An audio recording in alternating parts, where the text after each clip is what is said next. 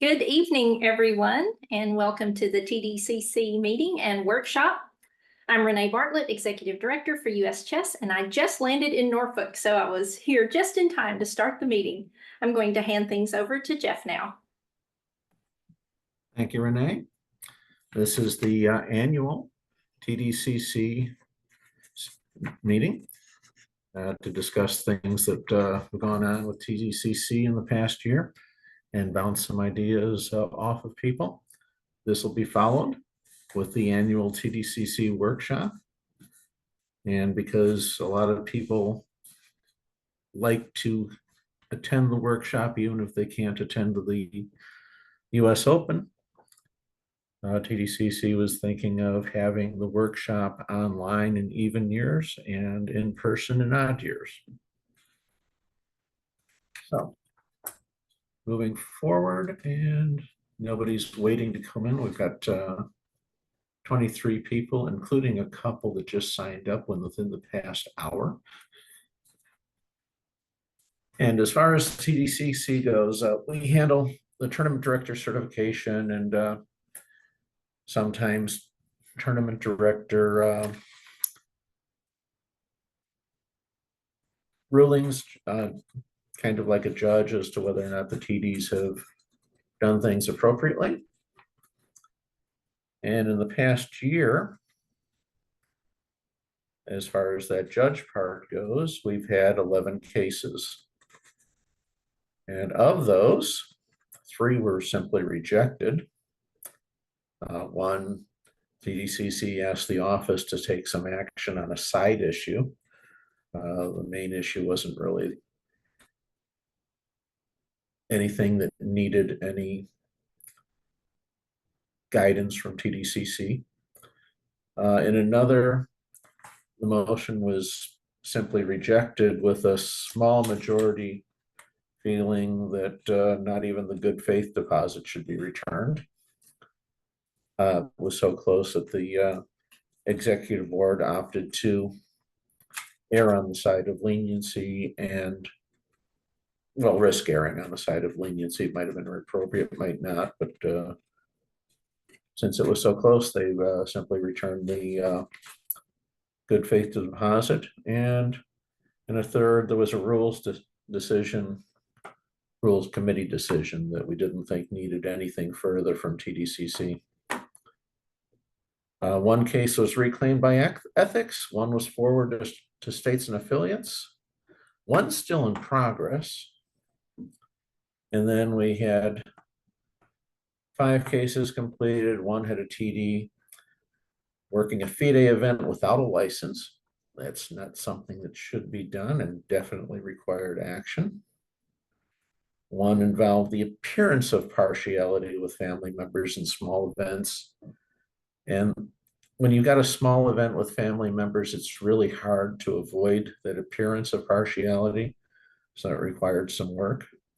A couple involved TDs making judgment calls that the TDs were empowered to make. It could have gone either way and been a legitimate judgment call. But in cases with judgment calls, obviously there are going to be some people that are not particularly happy with what the judgment call was. And one involved a complex multi-committee issue. TDCC's portion was fairly straightforward. But for the other committees, it was not an easy situation to deal with. By the way, if you have any questions, comments, there is the chat available. One of the TDCC members, Rob Getty, is going to be monitoring that chat just in case that needs to be addressed immediately. In many cases, we'll simply defer answering the chat until later on.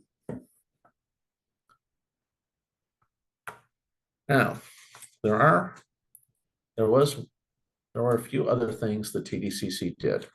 One, of course, is we recommend 4 TD awards: Lifetime TD Achievement, TD of the Year, Senior TD of the Year, and Local TD of the Year. We did a technical change to make the activity credits simpler to get.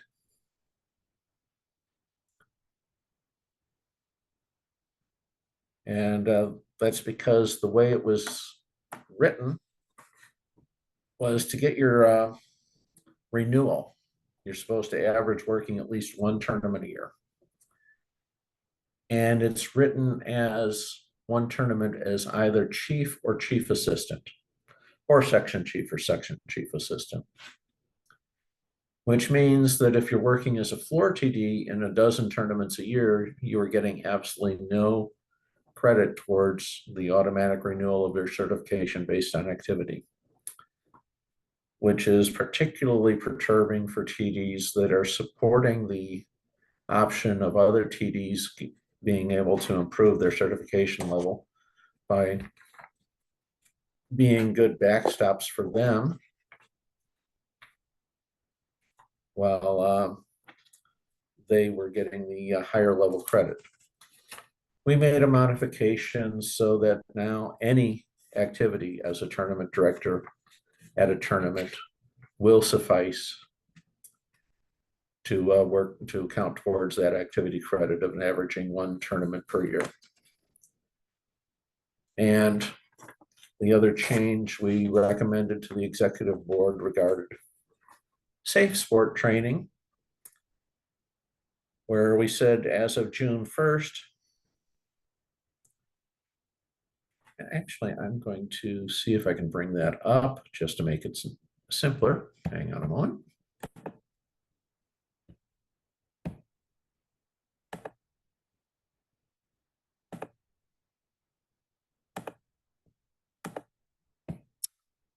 Let me move this so it's not being covered by my pictures. There we go.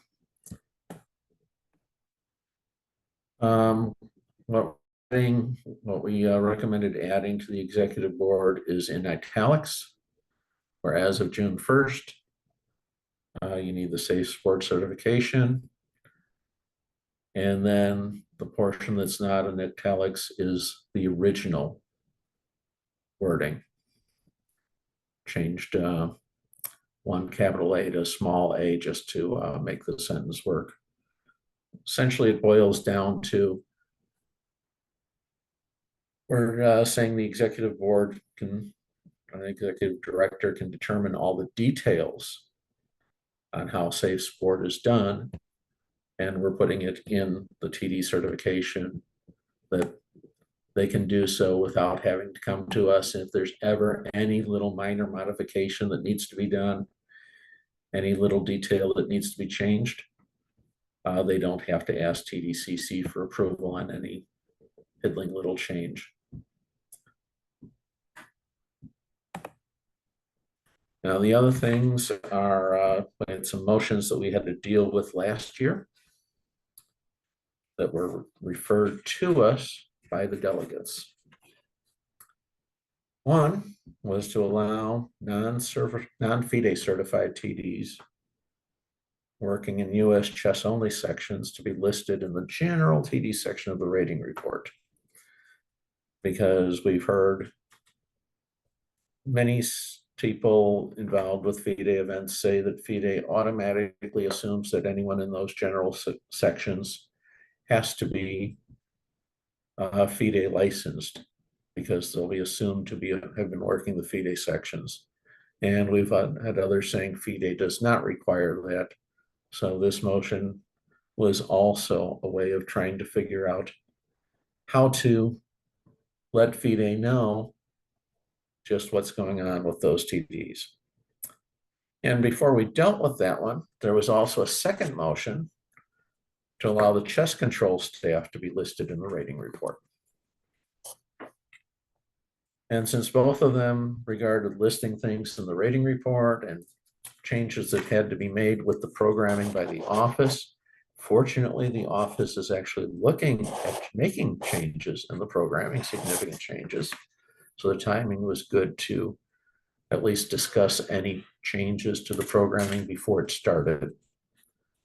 The old saying that we're changing a program before you start programming is kind of like speccing out a house to be 4 stories instead of 3, and then starting building while changing something after you've changed is kind of like converting that 3-story house into a 4-story house by inserting a floor between 1 and 2 after it's built. So it's always easier to get those changes spec'd out before you start. So the general idea was to, instead of having a separate place for US chess TDs, a second place for FIDE arbiters, a separate place for chess control people, just expand the general place for those extra TDs and add a flag. And the flag can be, say, C for chess control, U for US chess, F for FIDE, O for organizational staff, heck, R for someone, a scorer at the results table taking results, whatever you want. Maybe we need to start tracking the DGT people, so make that a D. Whatever you want. If the office decides a flag is needed later for another group, if the programming's set up to allow any flags to be in there, that would be fine. Prefer it to default to an A for the TD does everything. Excuse me a moment. Sorry. But if you set it up that way, like I said, any future changes are easy to insert because it's almost no change at all to the code, depending on the way it's written, maybe no change at all. So that was our recommendation in the office. Yes, let's go ahead, allow people to be listed from chess control or from working US chess only sections. And in the process, make it easy to add anything else in the future. The other part of that second ADM was to allow TD credit for working chess control. And that had a somewhat mixed response in TDCC. And one thing is, there's no problem with us considering that working chess control could be used for an activity credit. Because a lot of people in chess control will be doing some answering of some of the questions that otherwise would go to TDs on the floor. So as an activity credit, that seemed perfectly fine. As credit towards improving your certification, that did not get much traction in TDCC, partially because to be really useful would require doing a fairly large event. I mean, chess control for a 30-person event often has virtually nothing to do once the event starts, while chess control for a national scholastic does have a lot. And most of those questions that go to the TDs at the national scholastics are being answered by an NTD that doesn't need any credit for advancement anyway. Some of the other big tournaments that they may not have NTDs in chess control, and they are doing a lot, but that was a difficult sell inside the committee to try to give credit towards advancement to someone working chess control, answering questions. So at the moment, that is not going to occur. They are still, chess control people are still going to receive the activity credit towards renewing their certification by averaging at least one tournament a year. There was another ADM regarding senior TD training. People wanted to have TDCC do something towards helping senior TDs learn, just like some of the work that Chris Bird did and others towards helping locals get better. And one of the, about the only definitive suggestion that was made in that ADM was to provide the answers to the senior TD test questions that anyone happened to miss.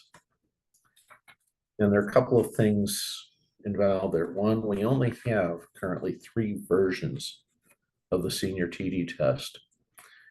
And if we're providing the answers to any questions that were missed, the first person that takes the test gets an answer key that essentially could go to anyone. And we don't have much else to try to make other versions. The other thing is, other than simply providing the answers and undercutting the ability of our tests to really do much, is to create a fair amount of content that we can use to teach people. And there is some investigation that's been going on as to what type of training is desired by the various TDs. And one thing to remember is all such content, all such training would be done by unpaid volunteers. And that has in the past gone very, very slowly. We've been working now for 10 years to try to get enough questions from unpaid volunteers to consider putting the local TD tests online. It requires, at this point, at least 1,000 questions in the question bank. We currently have about 250. So mandating that unpaid volunteers create the content is something that's going to be difficult to meet. However, as long as we have people here that are interested in TDs, this is one place where we can have people contact the office or me later, not during this meeting. If they have such content that they are thinking of, then we could be a person to look at that. But we could start looking at what those people offer. For instance, we had an unsolicited, simplified explanation of the certification rules from ANTD that was sent, as I said, unsolicited, which I looked at and said, oh, this makes perfect sense to provide, and it is now linked to on the website with that ANT listed as the author. I'm listed as viewing it, but she did all the work. So if someone wants to start helping us as a volunteer with any senior TD training content, I, for one, and the committee is in general, would at least be willing to look at it. It might be good, it might not, but we won't know until we look at it. And we have often been pleasantly surprised at what has arrived unsolicited. Let's see. Taking a quick look at the chat.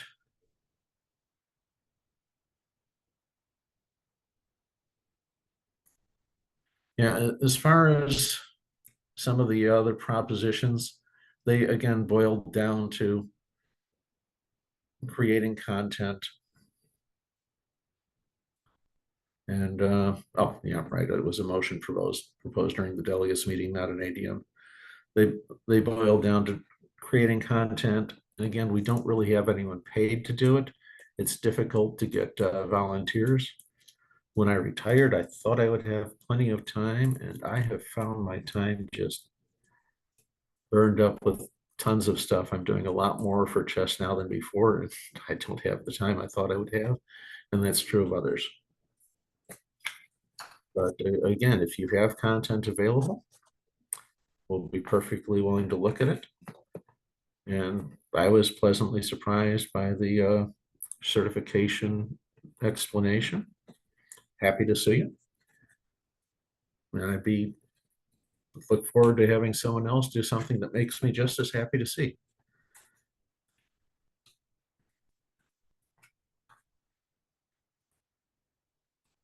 And I have no idea what is the designated TDC. Oh.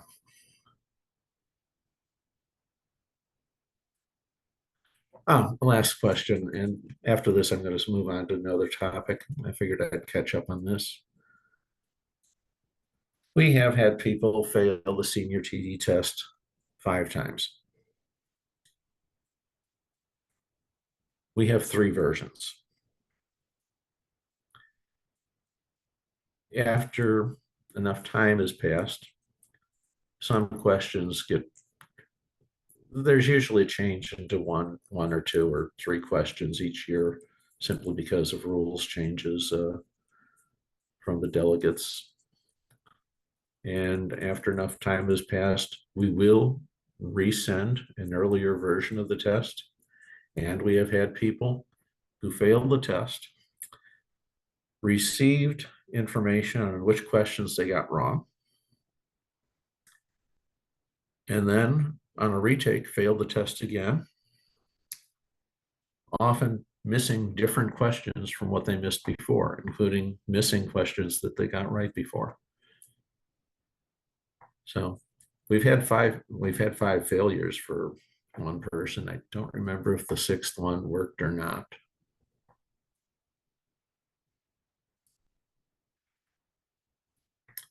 Oh yeah, appointing mentors. Again, appointing mentors requires volunteers, essentially unpaid volunteers.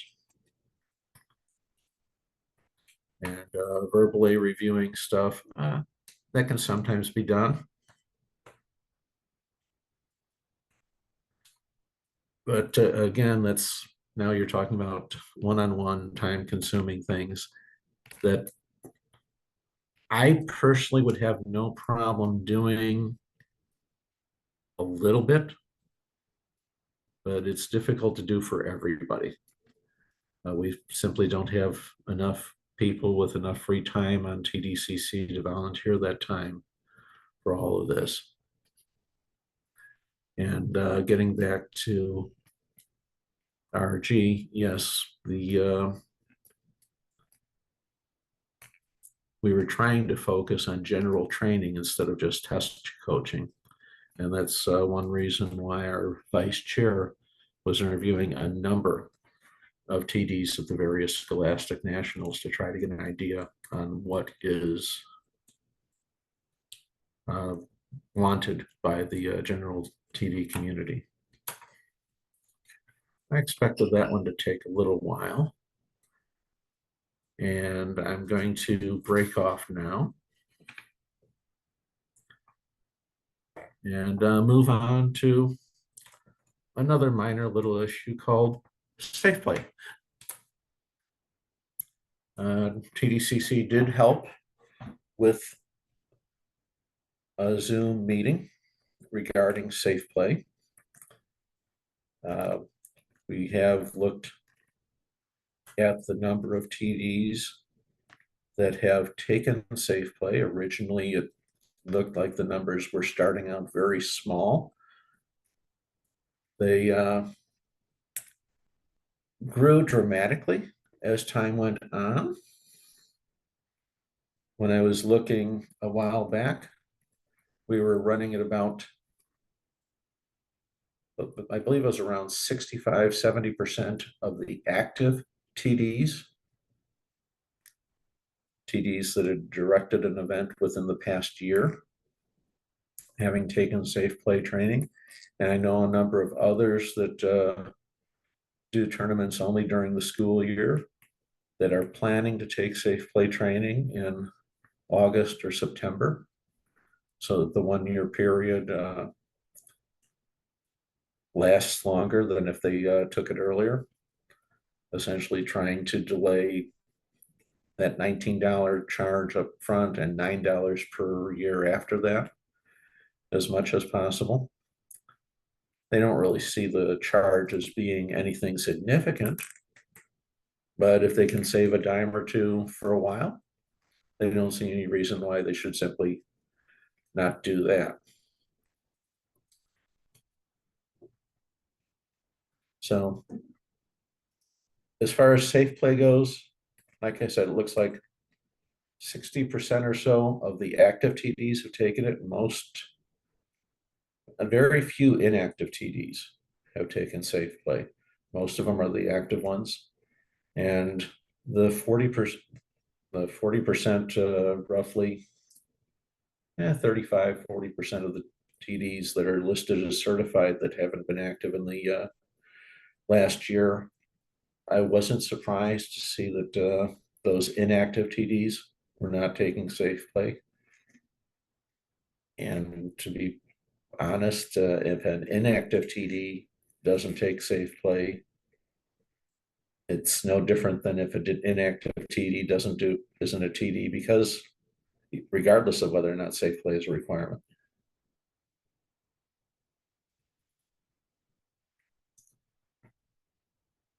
And the inactivity at the club level is fairly large. I think it's close to half the TDs at the club level are not active. Because a lot of those people became a club TD because all they had to do was sign a form. And essentially it was an absolute emergency. I guess I can step in. And then they didn't do anything. Now, one thing Safe Play has done is it has shown that US Chess is willing to start taking such issues seriously. Now, TDCC and a number of others would like the testing to be more chess oriented. But we have to start somewhere. And if we don't start anywhere, we'll never, there's an old saying, and during the Safe Play Zoom meeting, I repeated, and yes, this does sound slightly violent, but the old saying in business is, whenever you're in the process of trying to get a project to be implemented, there comes the time to shoot the engineers and go into production. Because if you don't, the engineers will continue trying to tweak it as much as they can to make it perfect. And since achieving perfection is extremely difficult, the closer and closer you get to it, you reach the point where you have to say, okay, this is close enough. As far as why everybody's on mute, raise your hand if you want to talk, but we've got almost 30 people on here, and 30 people talking at once would be a little bit of a cacophony. So, getting back to Safe Play, number of people on TDCC thought that the training was not quite chess oriented enough. For chess coaches, it seems fairly solid. For chess TDs, there was a fair amount in there that was useful. I saw the same thing with the Boy Scout training. And we just want it to be even more useful for the chess world. Now, one thing to realize is that when it comes to Safe Play, when you're looking at improving it, you don't simply throw out everything and then say, okay, let's start over. That gets into the biggest ADM that's listed for this upcoming meeting, where there's an ADM to essentially throw out Safe Play training for everything but the national scholastics, or national tournaments organized by the Federation. And if you do that without having a replacement for the 99 point whatever percentage of tournaments in the country that are not run by the Federation itself, then you've essentially thrown out everything. And considering some of the other events that have occurred, it seems both morally, in my opinion, and financially, in the opinion of a lot of other people, incorrect to simply throw out something without having a replacement already ready.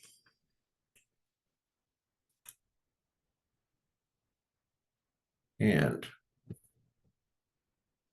that's pretty much some of the things that we were discussing. So at this point, halfway through the meeting, if you have something you want to say, it would be the perfect time to raise your hand. Should be a little raise the hand mark. Do you see that, Renee?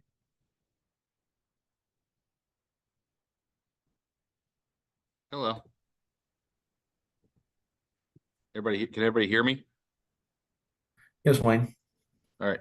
I had a quick question regarding the writing of the questions. I understand it takes a lot of resources from people who are not being paid.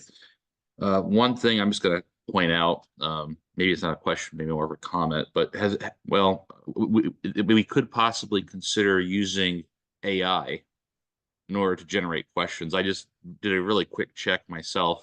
Came with about 19 questions in a couple of seconds. And I know that there are very specific situations that are given these types of questions, but it could be a place where we could at least start, I'm thinking, if we want to generate more questions, because eventually, like you said, all the questions are going to be out there, and I get that the resources are limited in order to generate these questions. Are you, I hope, volunteering to help us with that? Honestly, I haven't done a whole ton with AI. It just occurred to me now when we were talking about it. But yeah, I mean, I could certainly assist a little bit. I don't have a ton of time, but I could certainly try to do a little bit to assist. Okay, let's see. I need to see if I can see the other people whose hands are raised. Yeah, Wayne, do you have my email address, by the way? I don't think I do, actually. Well, in that case, give me a moment. Sure.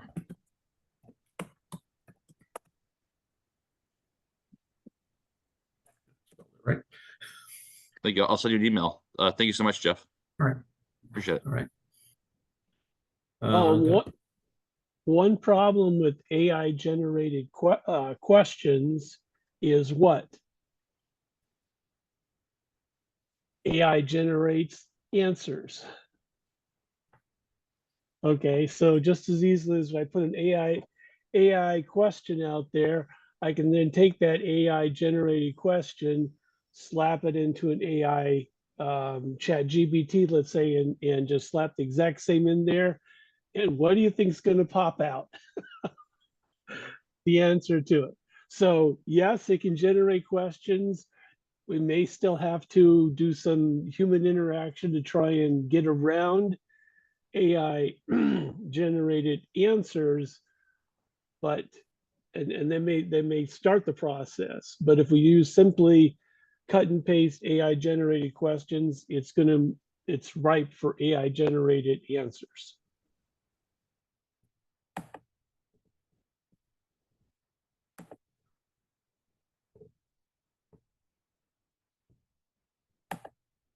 Second.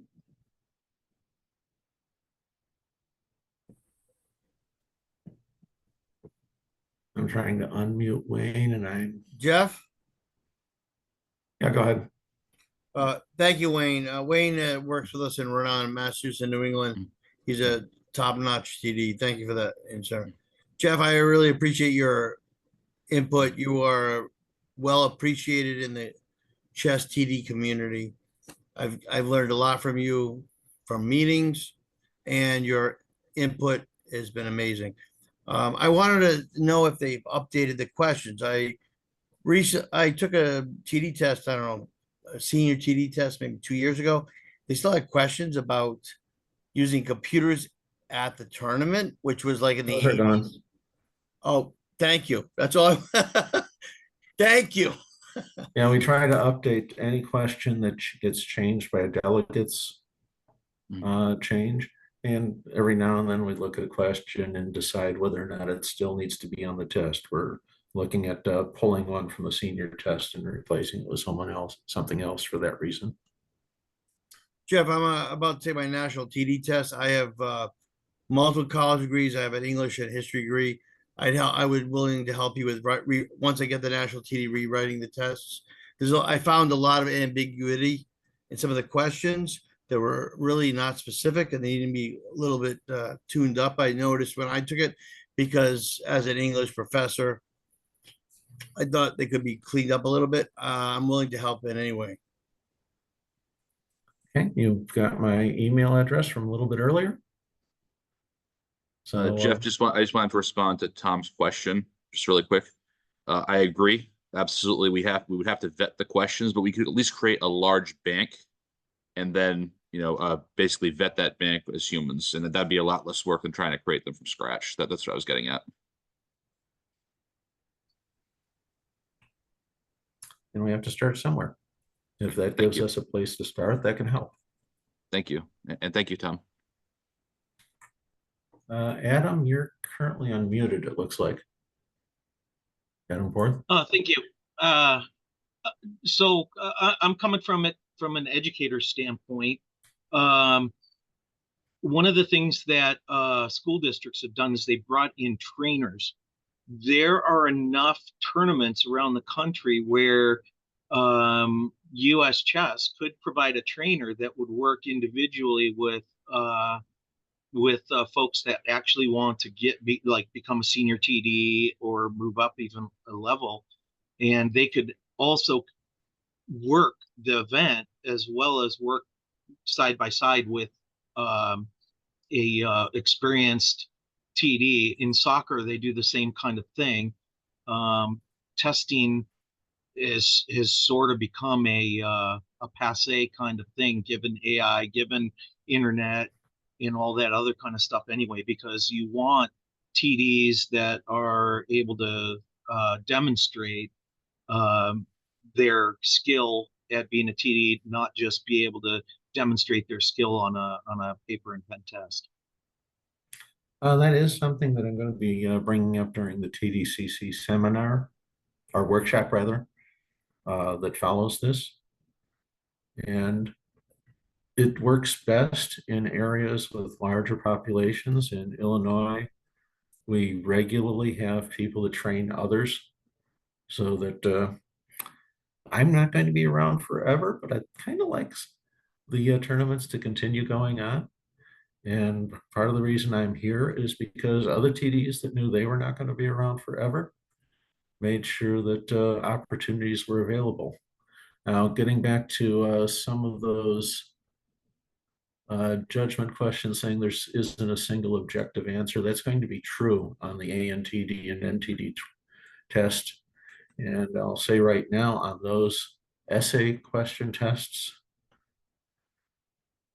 what we are looking for is not merely a reasonable answer, but also a way of justifying why you reached that answer, and thus demonstrating that you're able to justify it when you are questioned for how did you reach that answer. I have graded a number of those tests and given a full 5 out of 5 or 10 out of 10 points to answers that I would not implement myself. But the test taker did justify it and show that they had all the reasoning needed to support their answer when questioned. The multiple choice test, we try to avoid having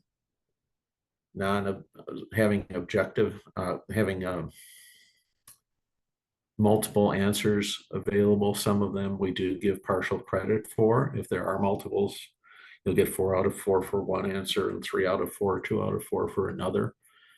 But we try to have those more clear cut. ANTD, NTD, essay questions, those are not as clear cut. You need to be able to justify what you did. Now, looks like Robert Jackson is next. Good. Let's see if we can unmute you. Yep, I got it. Can you hear me? Okay. Yeah, so my Yes. question is based on what we're addressing right now. So I'm an ANTD, so I went through the what I thought was the most frustrating test was the senior test, which judging, by the comments, that seems to be it for most everyone and everyone I've talked to. So I think the thing that I preferred the ANTD test over the senior test. I didn't fail the ANTD test, and I think the thing that was more comfortable about that test is the fact that you did get to justify your answers. Whereas on the senior test, there's an answer that is correct, okay, or you might get partial credit, right? But as you stated, and I did have this on my ANTD test, even in the comments, it stated that this is not what I would have chosen, but you justified it, correctly. So I got full credit for it. Whereas on the senior test, you would just miss the question. So I've seen a lot of frustration from people trying to take the senior test where they are like, hey, I don't want to go any further than this if I pass this because this is almost impossible. Is there ever been a consideration to change formats to essays for the senior test as well, as it gives TDs, a chance to speak more? I know they have the option in the senior test to write your comments, but there's still only one right answer, or at best a partial credit. So I just wonder if that has ever been a consideration. That actually was how senior test started, with senior tests being essay questions. When you take a look at how many senior TDs there are now and how many people you would have grading the essay questions, that would require a lot of graders. By the way, you said you saw comments on your test that, based on how those comments were worded, I think I graded yours. Yeah, you might have. Yeah. Well, but that did happen. So, yeah. Just wondering if that's ever been discussed. I know that's probably a mixed topic, but it seems to me that many TDs I've talked to, ANTDs and NTDs, not all of them, but have preferred the format of the test. So I understand, needing the manpower to grade it and everything. So I understand that. Now, I wouldn't suggest it for, club and local, but seniors a pretty big one, especially for those who want to move into FIDE, because you have to be senior to become a national arbiter, and it's pretty daunting to pass the senior test. And we do have TDs that have sent an appeal in on their senior TD test. Sometimes, it's not often, but sometimes it's I enough did to consider it. switch a grade. I have been dinged for providing answers that literally match Tim Just's "my opponent is eating a donut" scenario, and answers that literally were what a FIDE international arbiter had done in a top level competition the week before I submitted my answers. So but Robert has covered the gist of my comments, so I don't need to remain talking, and I'll turn it back to you, Jeff. Okay. And another thing I've heard others say, Ken Ballou is one example. He said the ANTD test had him pulling out what little hair he had, while the NTD test was easier in his mind. Bizarre as that might sound. But yeah, as far as making the senior test essay, that won't happen, as far as I can tell, unless we get a huge influx of graders. But if we can, with some help from nice volunteers, do a better job of a more thorough job of trying to get more questions. And as what was his name, Frank was saying, once he reaches NTD, reviewing those questions to try to reduce any potential ambiguity, that can help there. And see, the local test, that is designed, well, when you become a club TD, you promise to read the rule book. When you become a local TD, you've taken a test where you had to actually look up some of the answers in the rule book. Senior TD, you have to understand the rule book. ANTD, you have to be able to extrapolate from the rule book. And the NTD is, okay, this isn't covered by the rule book. What do you do? And that's essentially where those tests are. So the senior TD understanding the rule book is one that does cause some issues. But we want to keep moving forward and improving it when we can. Let's see. No one else has a hand up at the moment. So I'm reading through some of the chat. Rob Getty, do you have anything else to add? Okay, that's a definite head shake. Wayne. Oh yeah, There we go. just really quickly, just say, Jeff, I sent you an email, so you have my email. I look forward to helping out with this any way that I can. Okay, Okay, thank you. all right. Yeah, I'm not reading my email right at the moment, but thank you.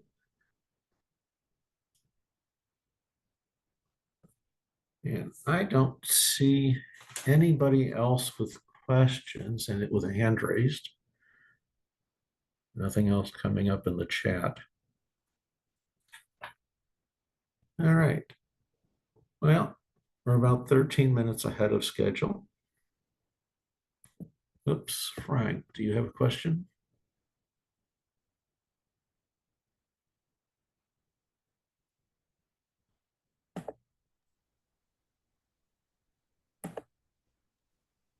There we go.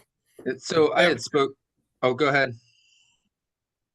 Whoever was speaking. Robert, are you okay? Yeah, oh, yeah, I'm good. Go ahead. You're good. Jeff, I get a lot of I trained about, I don't know, 20 TDs. I get a lot of there's a lot of training involved. I think that USCF should develop some type of video or teaching course. As a teacher, I think they're always asking me, can you train my TDs? Can you train my TDs? I'm getting inundated with that. I think we have a lack of TDs. After the pandemic, I noticed that our numbers dropped tremendously. And then with the safe play, a lot of people didn't get certified, unfortunately, and our numbers dropped even more. My phone has been ringing off the hook for people to get trained and so forth. I think that the USCF should really invest some time, money into developing a course. As an educator, professor, I would be also willing to help with that. I think that that would be money well spent to train TDs, some course. Just, I mean, Tim Just has done amazing work. I love that book, Just Law. I actually give it to all my TDs to read. It's like 100 pages, and it basically takes them through every scenario that a club or local TD would know. But I think we do need to do more. And I know the USCF wants to do this. Sign me up. I really want to help with that. I think we really need to do that. All right, a couple of things there. Yeah, I'm sure Hey, that the Federation would prefer volunteers to paying, but if a good case can be made to allocate funds towards this, Renee would be one of the people to send that to. And as far as the number of TDs declining, since Safe Play was announced, the number has been increasing. The number of TDs that are signed up has been going up, which was not what Hey, Jeff, I the only initially expected.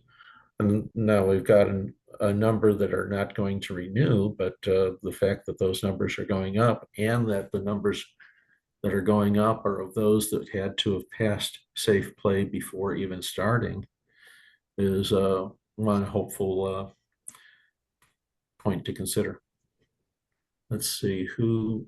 Hey, Robert, Jeff, you're the only up. other thing that was deferred from the chat earlier was a question talking about what are the informations for rulings and the need of the rulings, what level is available for members.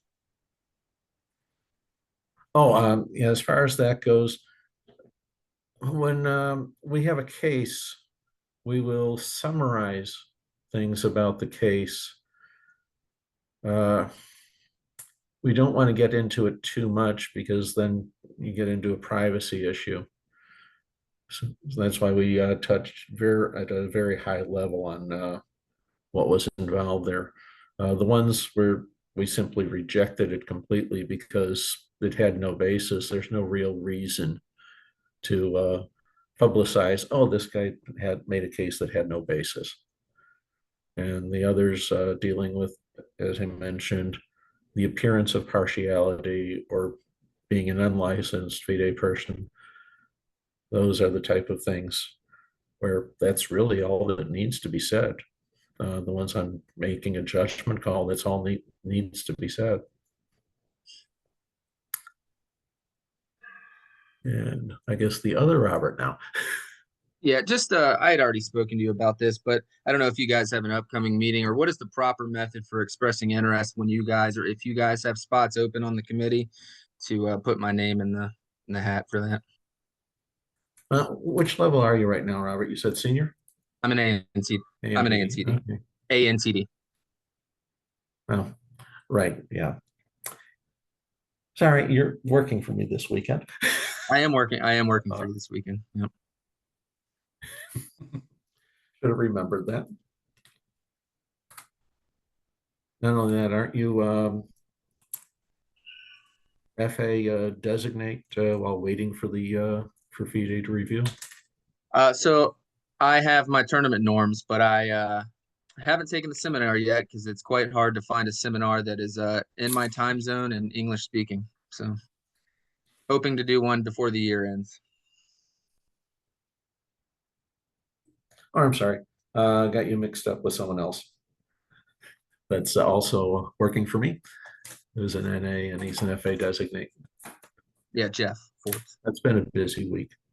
But yeah, as far as that goes, you can contact me. You can contact your friendly executive board member, either one of those.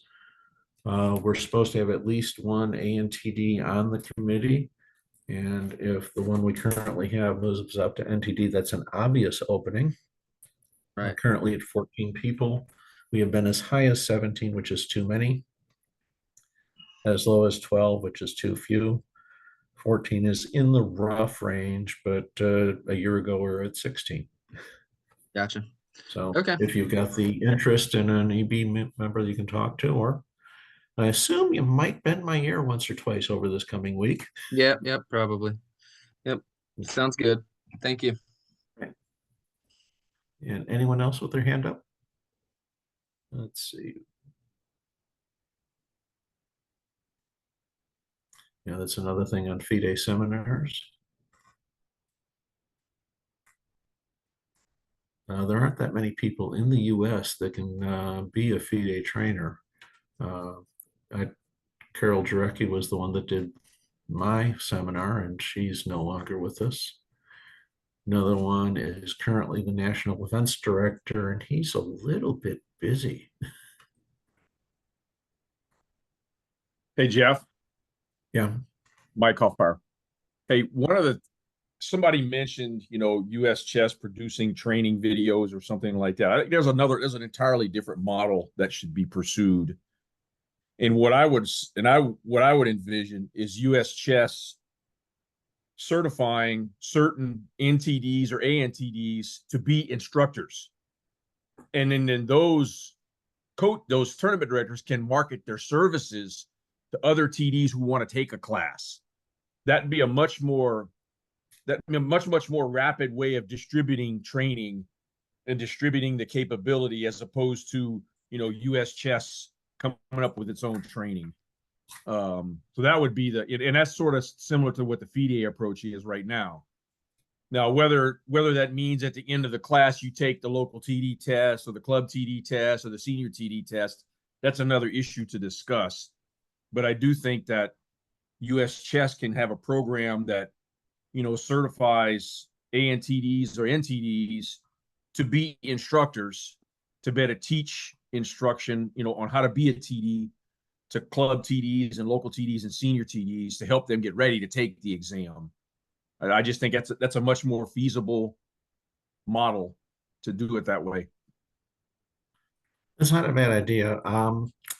I would not be a good instructor on something like that because I'm very good at training TDs on the floor and working with them during a tournament. But I have found that if I try doing something in a class situation, and I did this when I was doing some teaching of some of the chess principles at my son's middle school.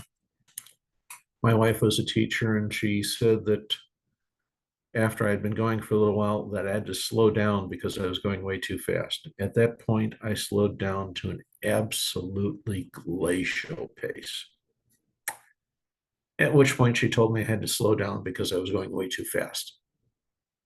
So some people are not suited to be a teacher. You have to find someone who's good. If you can, yeah, that's a good idea.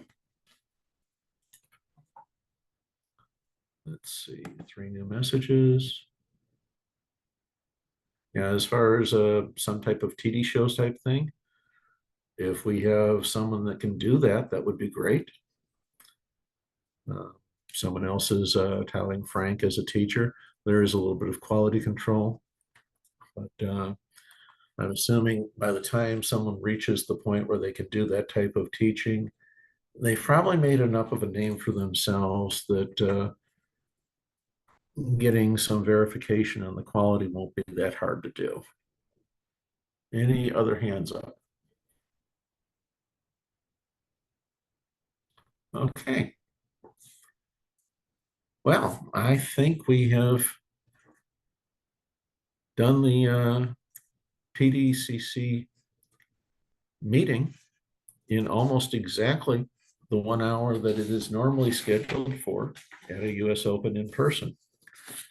I didn't think we'd hit it that closely, but I'm not going to complain.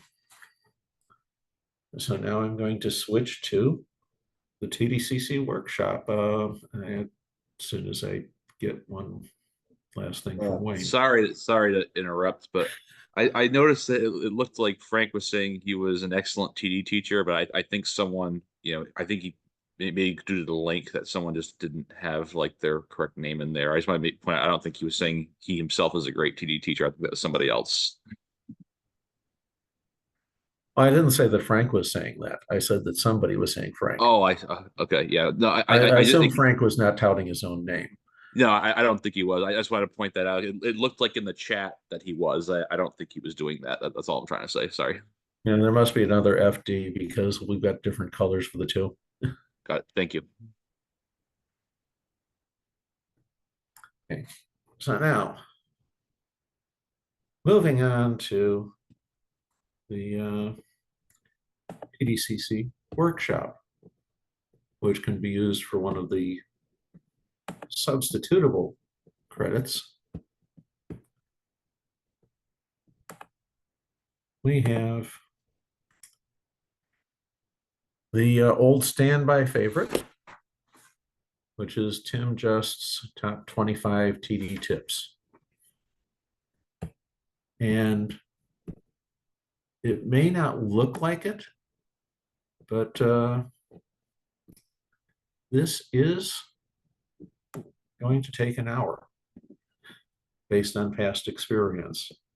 It looks like something you can go through quickly, but it'll take some time. And afterwards, this will be posted on the web along with all of the notes I have behind the scenes that turns this one page into four and a half pages.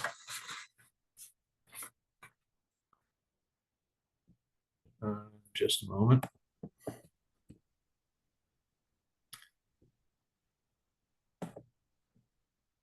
What do you want, Frank? Frank,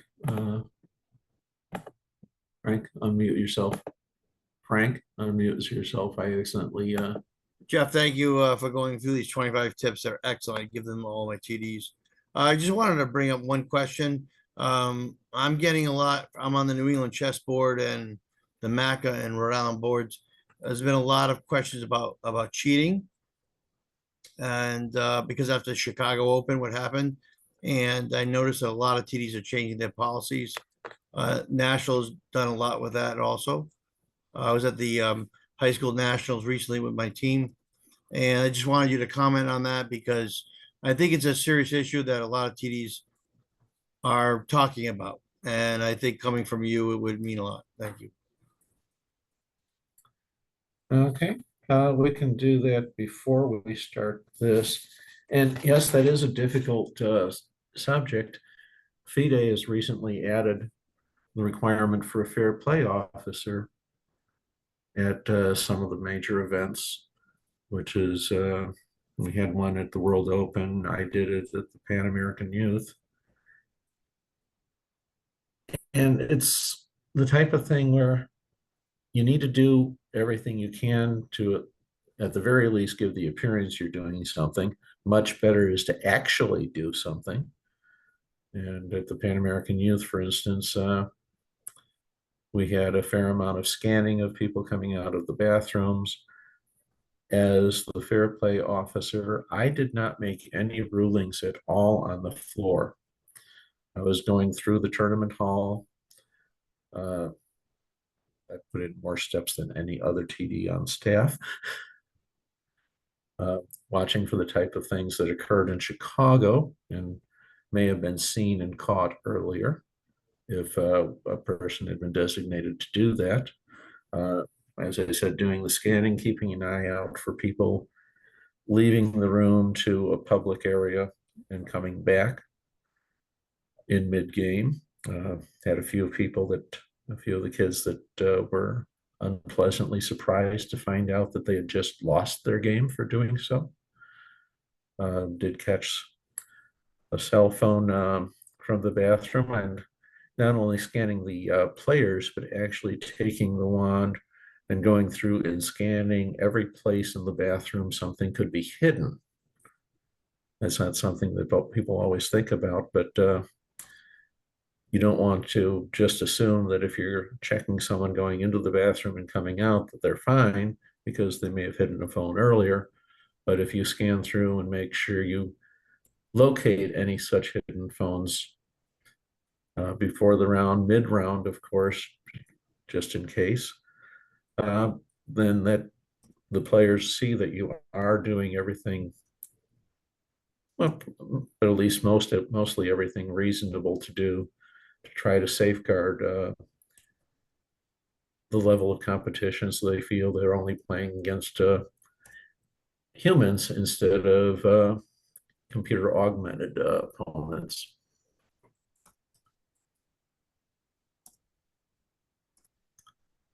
And as we go on, we will learn more. Anything else before I bounce this up to Wayne? No? Okay. Wayne, it looks like you're open. Sure, thank you. So this topic bothered me. I read the story about the Chicago Open, and I listened to the podcast. It was about an hour with one of the people he had played, who was also a tournament director.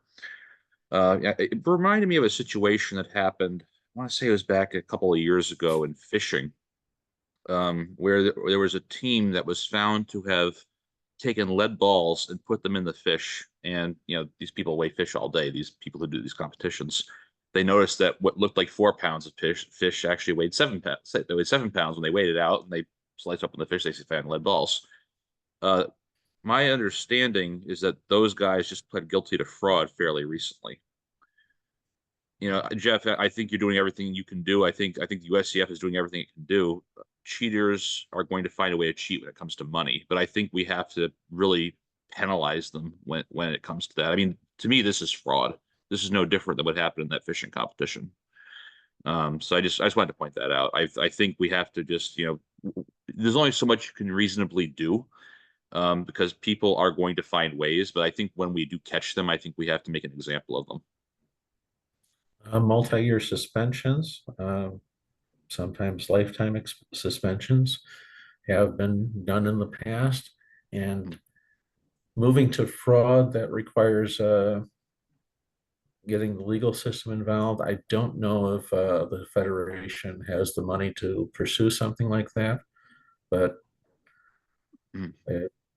I can see someone that lost a prize because of that potentially making such an accusation. That's where we're going with viable, this. But yeah, I mean, and I know I'm not even suggesting the USCF invest any money in this. I do believe in the case of if a criminal case is brought up, I don't think the USCF necessarily has to front any money for that. I could be wrong on that.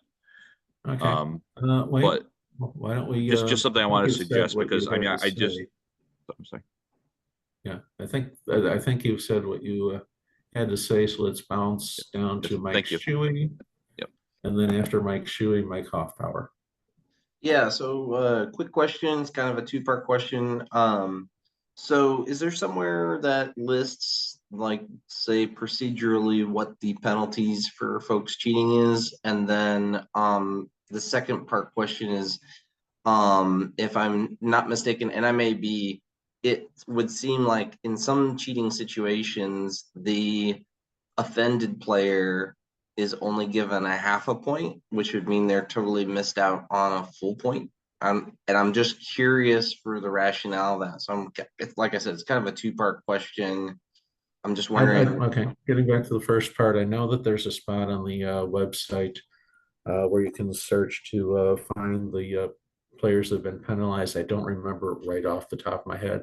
Yeah, I've seen the ban list. I've seen the ban list, And but I as didn't know far if as there was. the second part goes, the reason for the half point instead of the full point is because if this happened in earlier rounds, which is when that occurs, then a player's also had easier pairings as things go on. So if someone loses to a cheater in round 3 and it's discovered after round 6, you've got 3 rounds of easier pairings, at which point giving them a full point for round 3 can be problematic.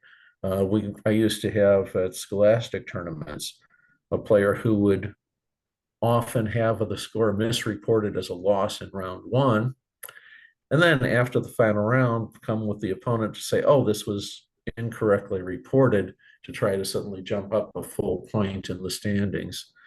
And when the rules were changed to allow making such corrections for ratings only while keeping the original result for prizes, amazingly enough, he stopped doing that. But that's why we don't go the full point all the time. It is the TD organizer's discretion if they think it needs more, but the standard would be only half a point for earlier rounds because of those easier pairings. Otherwise, you're overcompensating. You said half a point for earlier rounds? Yeah, for instance, if someone cheated against you in round 3 and you had easier pairings in 4, 5, and 6 after which it was counted, changing round 3 to a full point means you've gotten also the benefit of those easier pairings in rounds 4, 5, and 6. Granted, you got easier pairings in 4, 5, and 6 versus that half point, but that's at least a partial compensation. Being paired half point lower than you otherwise would have been is not as bad as being paired a full point lower. So just so that I understand, so it's basically, it has been considered that player who has been cheated against, that could potentially bump them out of a first place prize.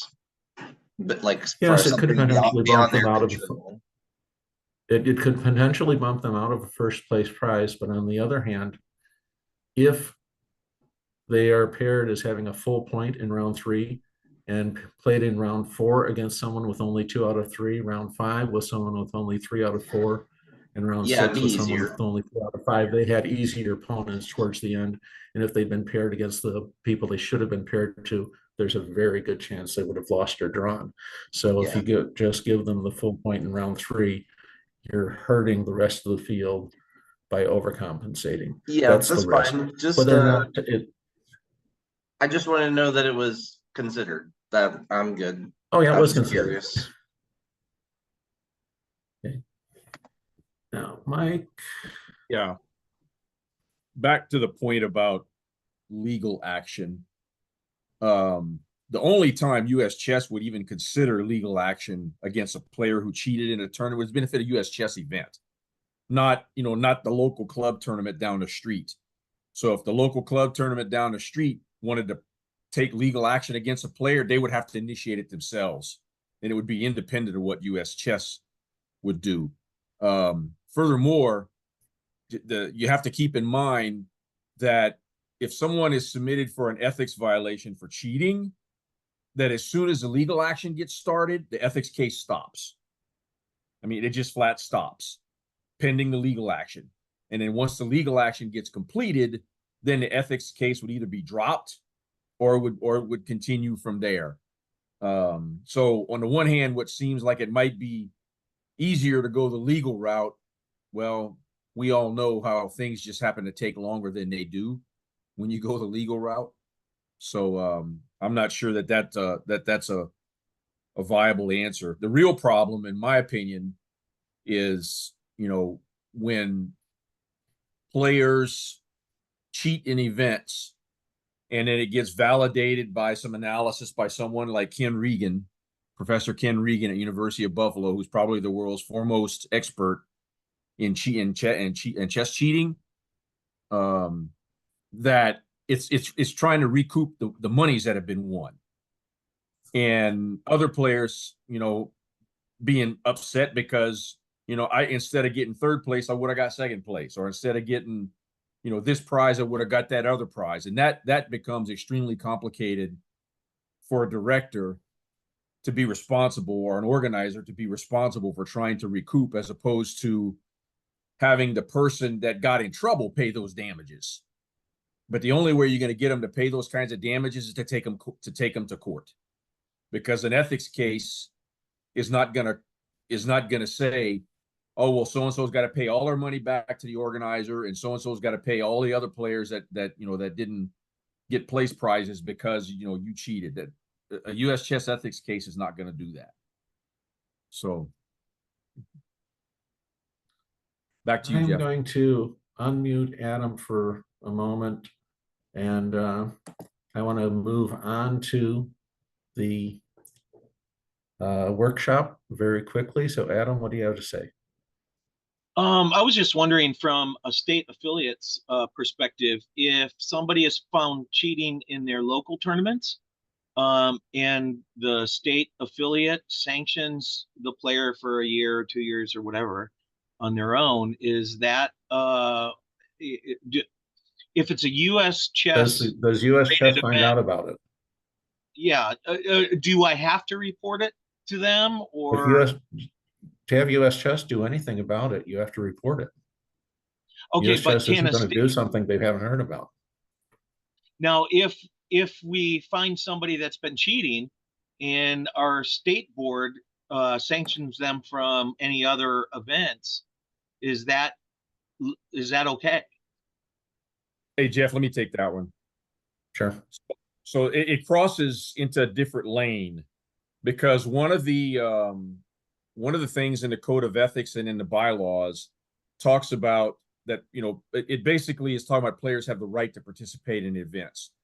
So the person whom the state has banned from playing an event could file an ethics complaint saying, I'm being withheld from playing in tournaments against my rights as a player. Because we've had those. We've actually had those. So the state chapter or the local club, you know, or the city affiliate or whatever you want to call it, would have to have a pretty strong case, because we've seen those. You know, in Oklahoma did it recently. They banned a player, and we've done it in Virginia several times, where we've banned players from playing in any more, you know, Virginia events in Virginia. So, but you just got to have a really, really good case. And because if you report something to U.S. Chess, to the ethics committee, the ban or whatever that you might put in place in the state might be, you know, okay, it's in place and pending action by the U.S. Chess Ethics Committee, or pending action by whomever. But I know in Virginia, the policy that we've taken is, if it's serious enough to submit it to U.S. Chess, we're going to send it to U.S. Chess. Otherwise, we're going to deal with it. You know, we're going to deal with it locally, instead of, you know, kind of trying to do a double whammy type of thing. Because if you impose something at the state level, and then it turns out that you're wrong, you know, ethics overturns it or something, then you just kind of got egg on your face. So when you send something to U.S. Chess, we try to make sure, at least in Virginia, that, you know, it's real light, it's real tight, it's got solid, it's got all the evidence, you know, the pictures of the cell phone with the chessboard on it, and, you know, or somebody took a picture of somebody else cheating and, you know, saw him in the bathroom, and it's just, you just got to have a good case. But there's nothing that prohibits a chess club, you know, or a state chapter from taking action But if you do, you just got to realize that the member then has an avenue to complain, saying, I've been, I've been barred from playing in events, and that's taken away my rights as a player. So because we've seen those kind of cases come to ethics before. And now, moving away from an ethics committee discussion, I'm going to switch back to our TDCC seminar. There was some overlap, but I do want to get this done. And moving on to Tim's 25 points. First one, of course, is think like a player, and this is fairly simple. If you know how you like things when you're playing, you like various things, quiet. Of course, everyone likes low entry fee, high prize fund, lots of accommodations. You're not going to get all of them together, but you at least know that what a player would like, and you do what you can to come somewhat close to what you would like as a player. Second, post it in there. If it's not posted, people will complain that they didn't know something. In the internet age, you can post on the tournament website in a way to ensure that people cannot say that no attempt was made to inform them. And in a based on tournament, let people know as soon as possible what the prize fund really is. Posting it in the internet and the flyers, that gives you some defense when a player says, hey, he did something wrong and he never said that this could happen. If you got it posted, yes, you said it happened. And then you followed up by saying, announce it. Not everybody reads, amazingly enough. When they see something posted, they just go right by it. They never noticed it. So you announce it as well before the start of the rounds. And other things that you need to announce is the next round time, the time control with the cell phone thing, fair play announcements, where the washrooms are, and so on and so forth. So again, when someone says, you never told us, you can definitely say, oh, yes, I did. Now, if they didn't show up until after the round was started, so they never heard the announcements and they never had time to read anything, that was their option to not do so. You've covered what you need to show that you did your due diligence by posting and announcing. Being in the tournament at time control, this is changing a little bit as you go to increment time controls. You want to be there so you can quickly get to any games where there's a flag claim that needs TD involvement. With those increment or long delay time controls, that time pressure is extended and fewer problematic games going at the same time. You just have to be in there longer. You probably deal with about the same number, but you won't have quite the massive short-term pressure that you normally have. You might find yourself stuck and not able to take care of bodily functions for a while, which is a different type of pressure, but at least as long as you're in there and can handle the time control, time pressure as much as possible, you have shown the players that you are paying attention to what they need. And training someone to be a TD, this was touched on before. Nobody lives forever, and can't be in two tournaments on the same day. I have had to turn down a number of tournaments where an organizer asked me to work something on the same day I was working another tournament. If you want to play as a TD, it's easier to play if you're not the TD, or if it's a small local tournament with minimal or no monetary prize fund. If you want another TD available to make a ruling in your game, if a ruling needs to be made, you want to have someone else trained. I play at my local club as a playing TD. The only prizes are trophies. We don't have any monetary prizes. We don't, for club members, we don't even charge an entry fee. The rating fee is covered by the club membership. But I always make sure there's another TD available just in case there's a ruling in my game. Now, if you plan on directing larger events, you want to train staff to assist you. And one thing to note about trainings is when you're training a minor, it's best to have somebody else in the back there for the training, particularly when you're doing backroom training that's out of sight of most of the tournament. So when I've done that in the past, I've required a parent to be in the back room with me. And not so much because the parents were concerned that I would do anything, or I was concerned that the kid would claim anything. No, the overwhelming reason why I wanted a parent there was so that nobody walking by the back room and seeing who's in there would think, oh, something inappropriate is going on. Having a parent there cuts any such claim immediately. So when you're doing training, particularly with minors, make sure that you're also watching out for unsubstantiatable rumors being started because you didn't take any steps in advance to prevent them from even being considered. Sorry. Use common sense as number 6. Rule 1A is there for a reason. A lot of the safe play stuff are applied common sense. And the nice thing about the safe play training is even though it's not necessarily aimed towards chess, it does focus on some of the common sense things that you need to think about, and just do so. 7, I've got this as the US Chess MSA site, or whatever the player search utility is. You can find a fair amount there. It's a way to get the most recent update for memberships. Make sure you've got the right ID.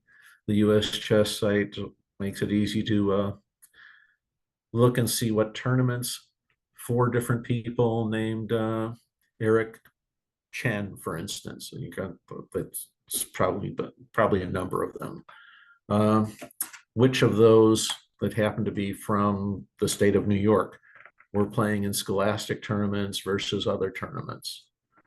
You can use it to check for the right ID when you have a common thing where I've seen multiple siblings being listed with the same ID.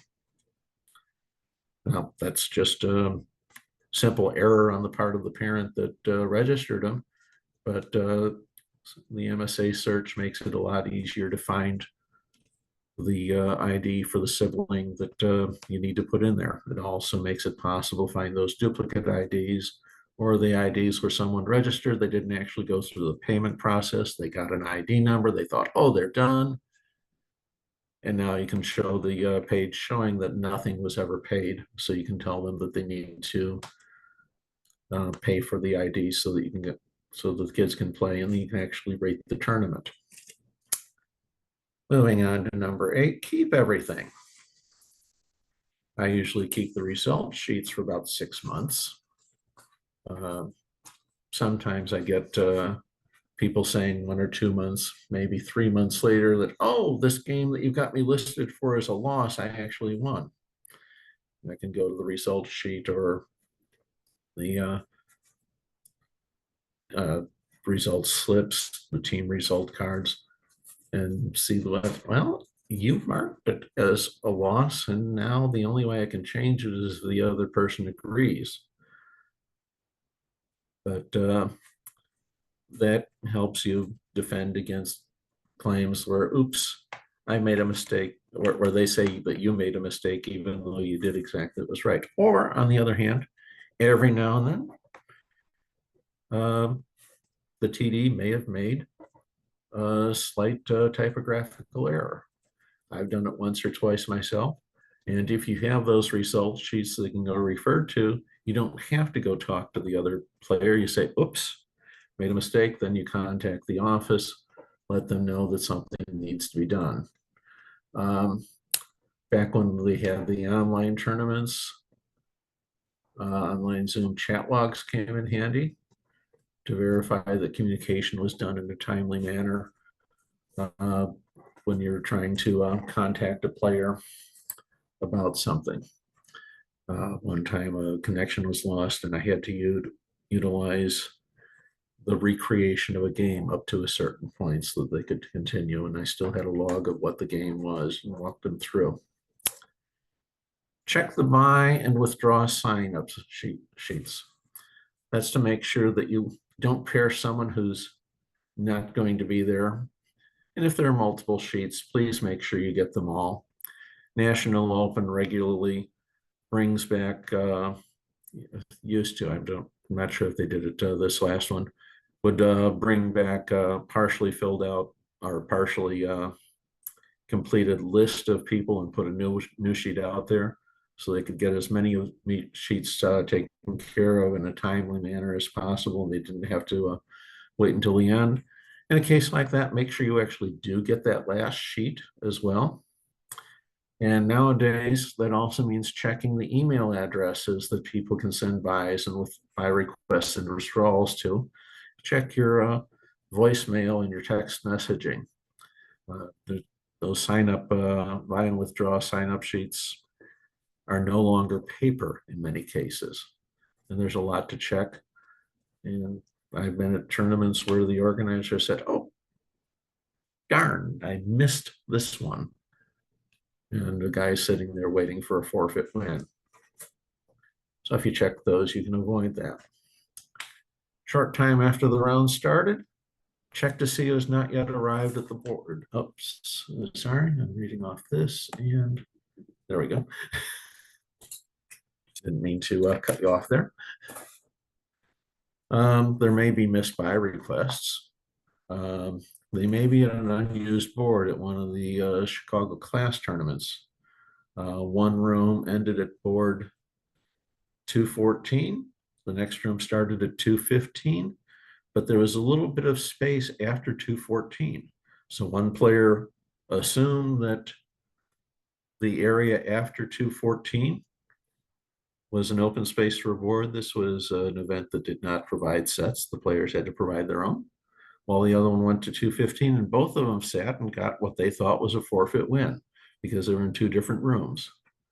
Take a look for that, see who hasn't arrived. At a different tournament, a guy sat at board 699. He misread it,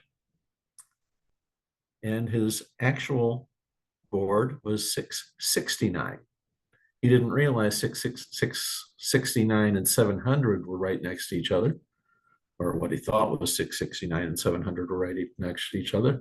So he was sitting 30 boards away from where he needed to, and that was an unused board. We caught that one early enough for him to go to his correct board. I think he lost like 15–20% of his time, but that's a lot better than getting a forfeit loss.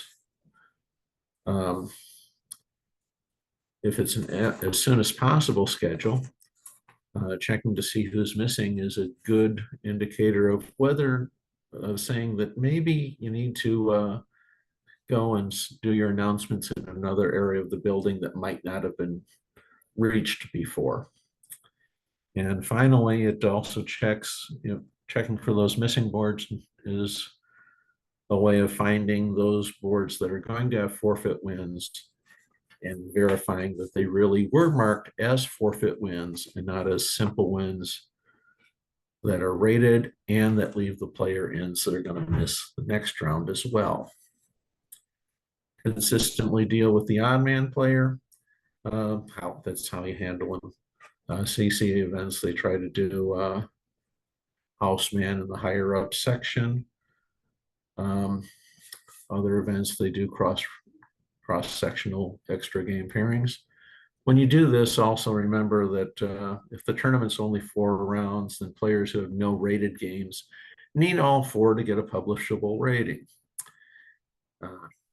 when such a player gets a forfeit win in the final round because their opponent didn't show up, I generally try to find a way to get them an extra game to get them that needed fourth game so that they do get a publishable rating.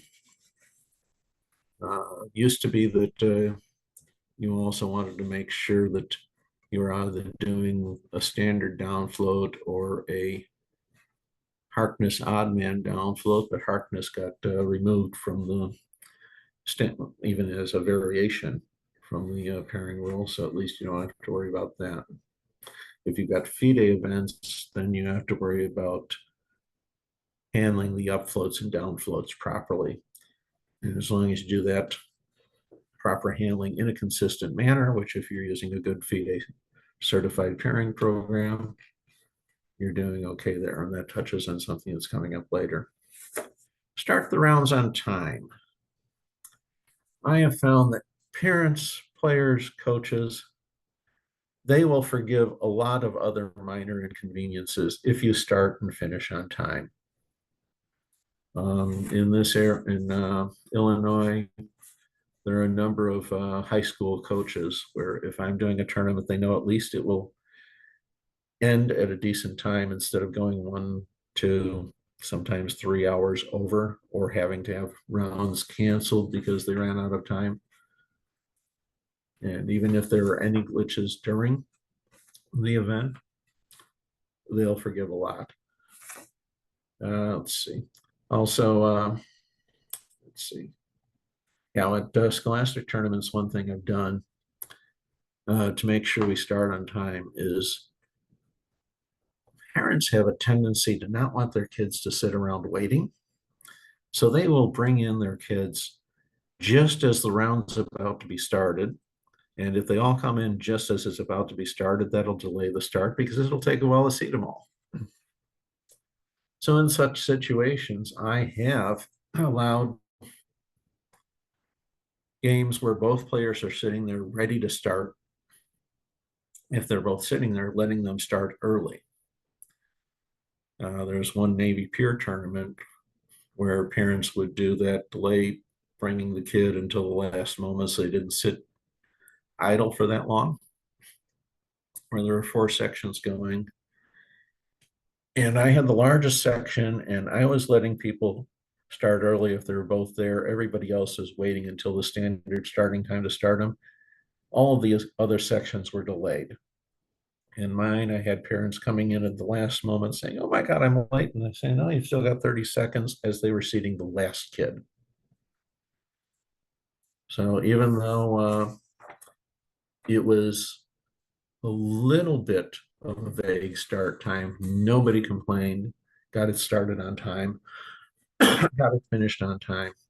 And the parents in my section were very happy with that once they got used to it. Treat your TD job as a profession.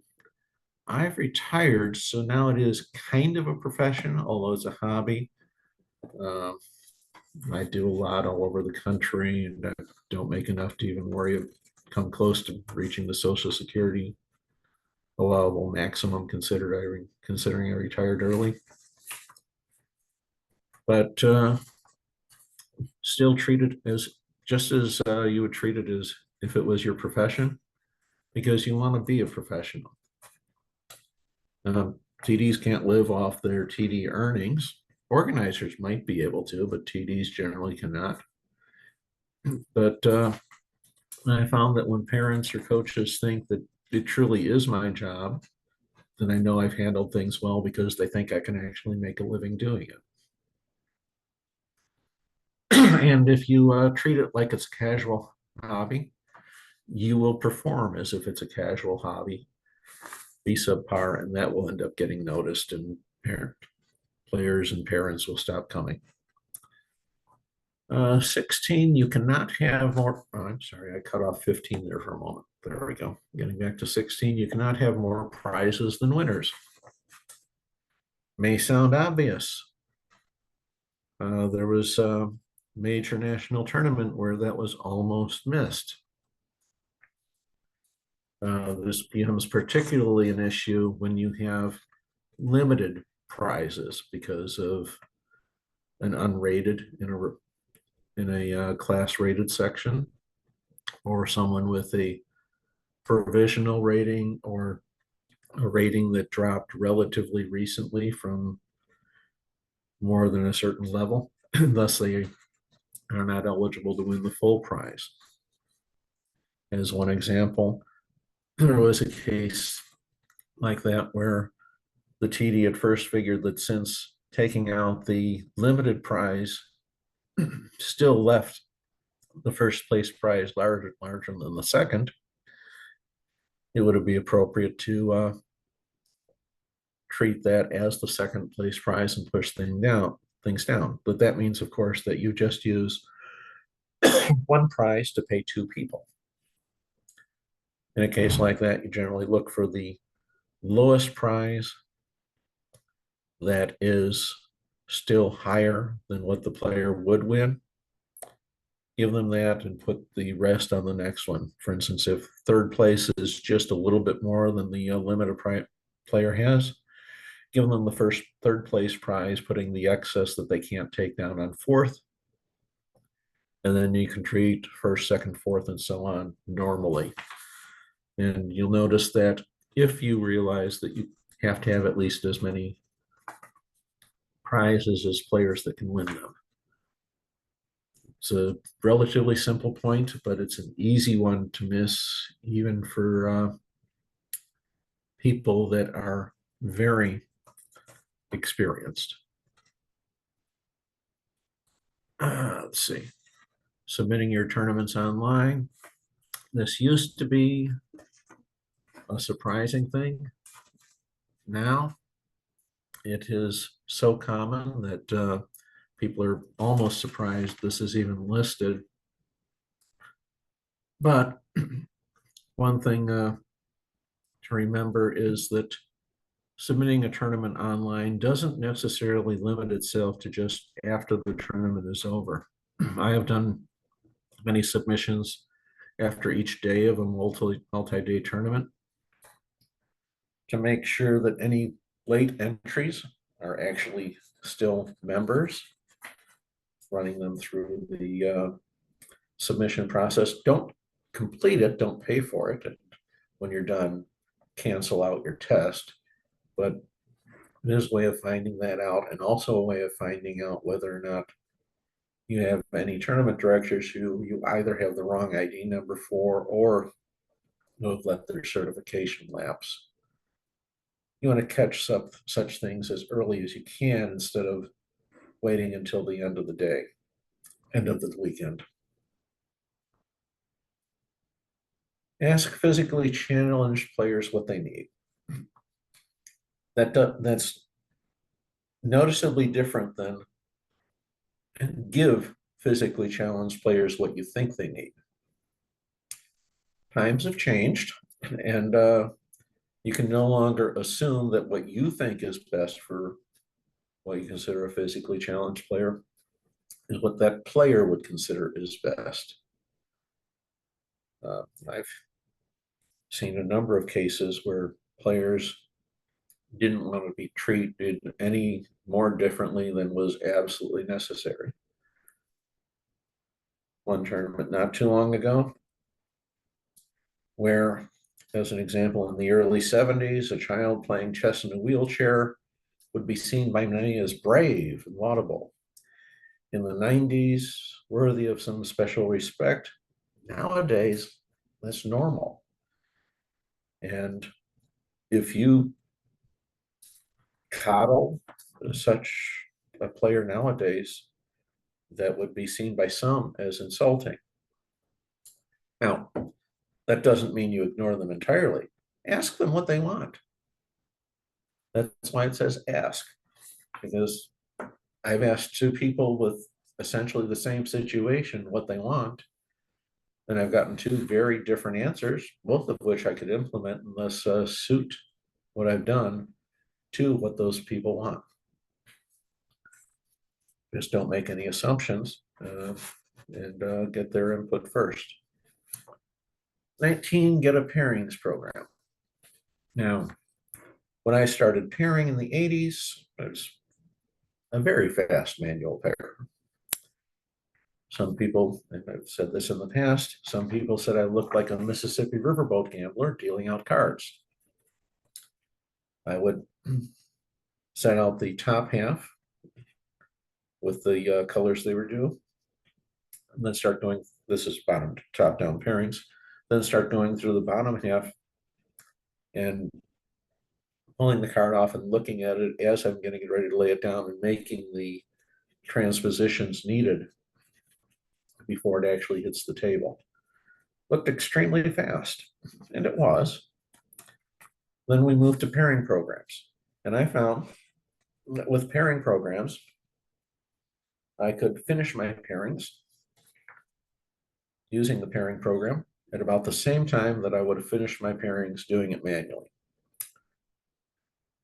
The big differences being, first, with a pairing program, I could spend 90% of my time on the floor.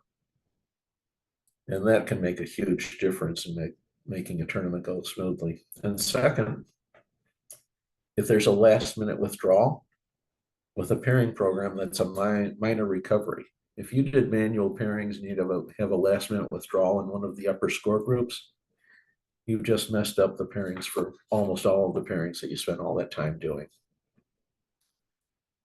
Now, that's the stuff that makes it obvious to use a pairing program. The other thing you have to consider, though, is make sure you are correctly using a pairing program. I have seen a lot of cases where TDs set everything up the way they thought was right, and they had their settings wrong.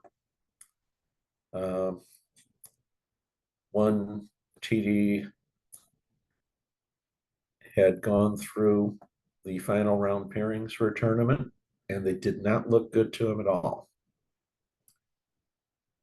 He had no idea what to do to fix it, so he called me over. I looked at it, and then I manually paired it and said, here, make it do that. Here's your pairings. And he looked at what I did. Very experienced TD, one of the most experienced using that program. He made one setting change to allow interchanges, and the pairing program did my pairing. Pairing programs are good. Pairing programs are fast, but if you don't set it right, you're going to have a problem. So make sure you know how those settings work, what those settings do, and double check things. And the other thing I will say there is learn how, even though you get a pairings program to do your pairings, learn how to pair yourself manually so that you can at least recognize when something looks wrong, and thus do your own investigation to try to figure out what you need to change. Next, listen to people. I have found that as long as you listen to people, you may not rule in their favor, but as long as you listen to them and they know that you truly are listening to them, they're more willing to accept a ruling even if it goes against them. You might even find out that there's something that you hadn't known before that will actually change your ruling. So just to make sure that you're doing a good job, listen to what they're saying. When people come up after round one pairings are posted to say they were skipped, if you just brush them off,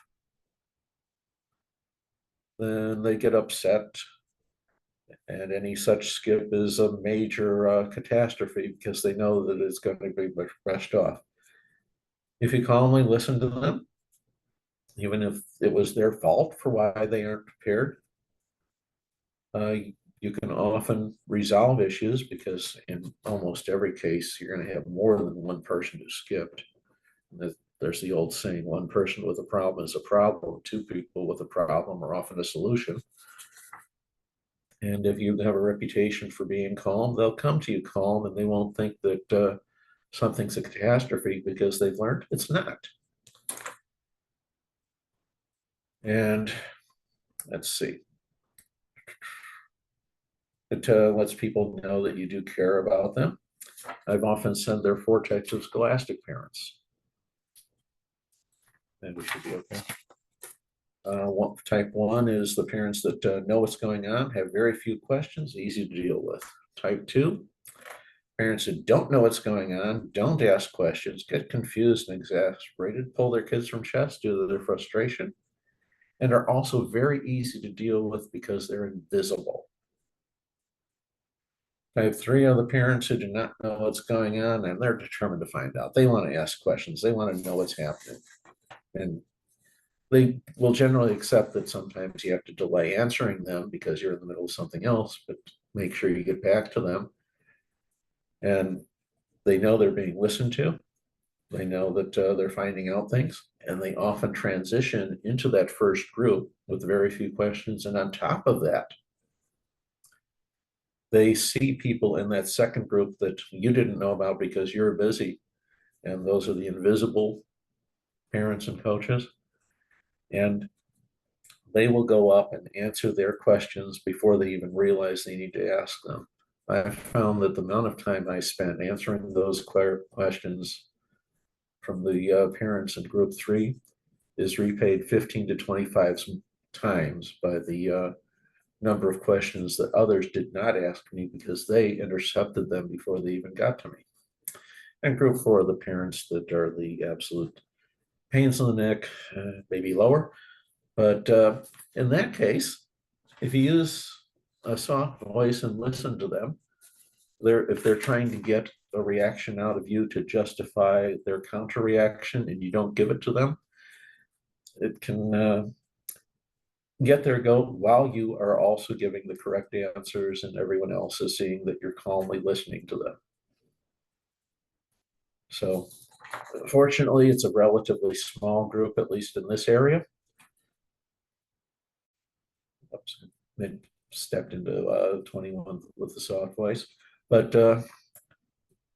that seems to be the easiest way to deal with those. Use a soft voice, listen to them, don't let them rile you. If you don't get riled and they see that you're not bothered, that kind of frustrates them and that helps you remain not riled. Now, when you're using a soft voice, there was one high school coach that just pointed out an illegal move, fortunately ignored. And I went up to him quietly and said, "Please leave." And he looked at me in confusion. I said, "Now," at about that tone of voice, very quiet, "Please leave now."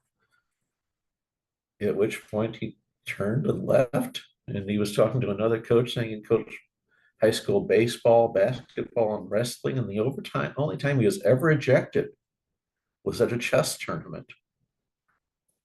He wasn't used to not being able to do any verbal coaching. And soft voice is also a non-accusatory voice. At scholastic tournaments, I ask participants to raise their hands when there's any confusion that occurred in the game. And doing it that way indicates that, yes, with kids, there can be confusion. It doesn't say, raise your hand if you think someone is cheating, because then everyone thinks, oh, do I have to worry about a cheater? And the other person who may have truly been confused is like, oh, is he going to think I'm cheating? Call it confusion. That keeps the emotions way down. When I'm asking the parents and coaches to leave the tournament hall so we can start the round, I will say something like, I cordially invite all parents and coaches to leave. I mean, that's essentially saying get out, but it's saying it in a very nice and polite way that amuses them enough that you're being polite that they will leave without trying to contest it. And those that won't leave because they want to contest it will often be peer pressure forced by the other parents to leave. Also, when you're calm, If you have a problem to deal with, it's easy to be calm when you have one problem to deal with. When you have multiples,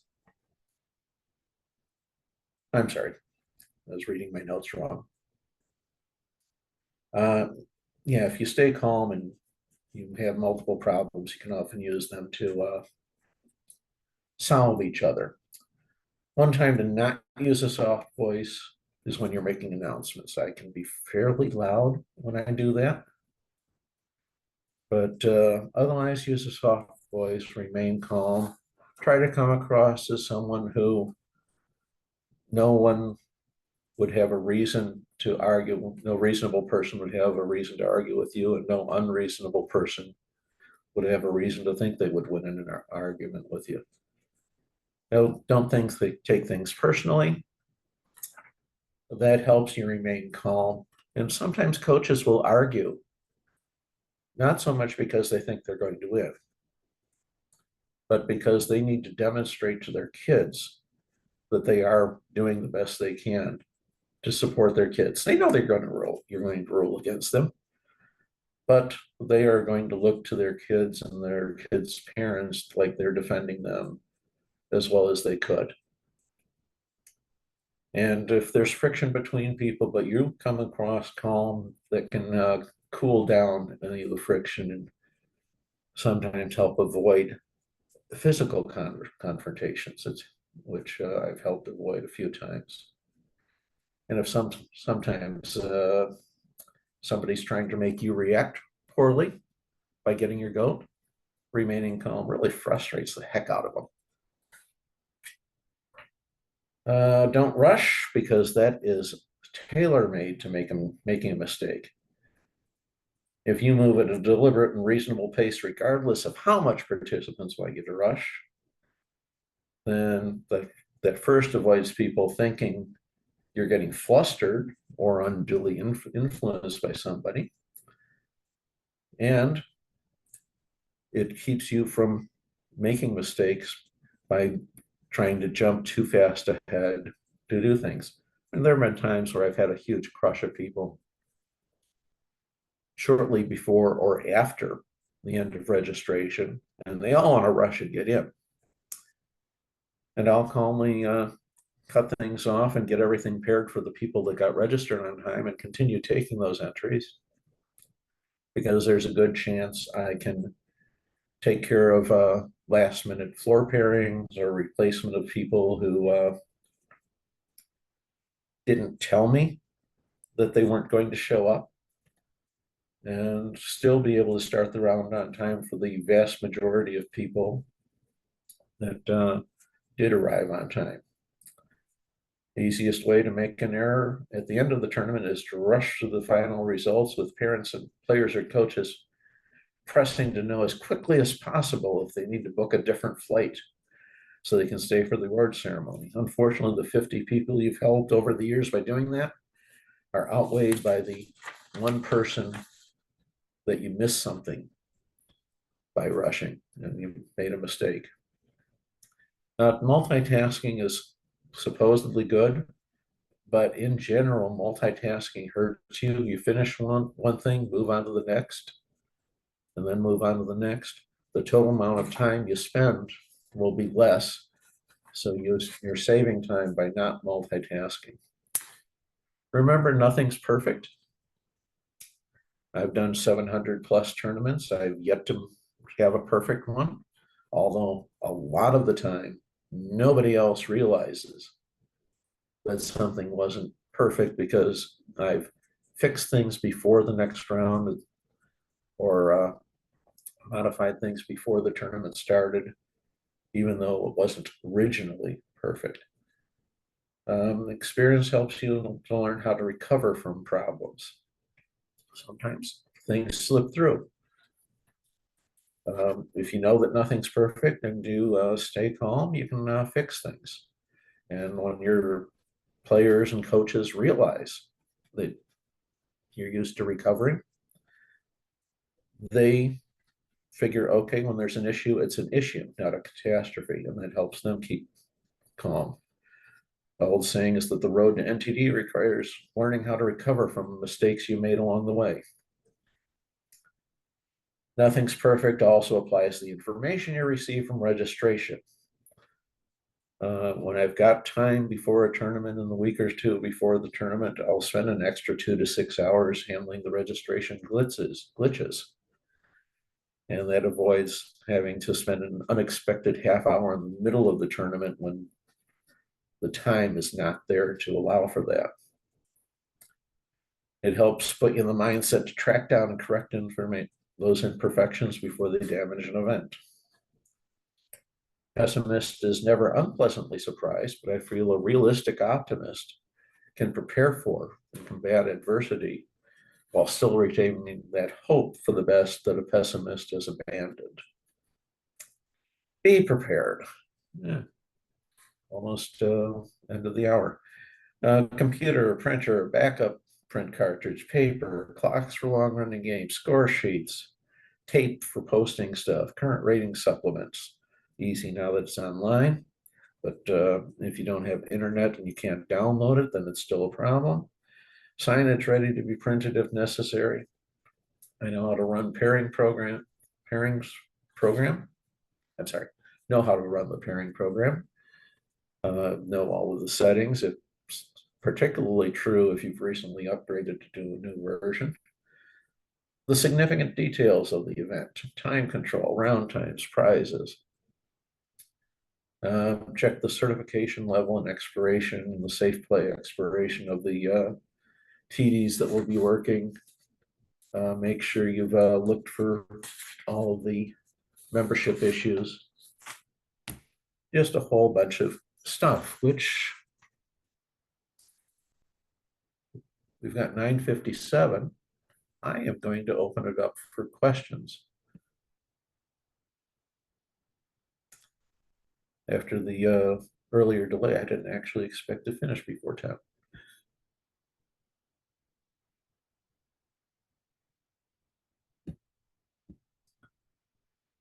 And let's see.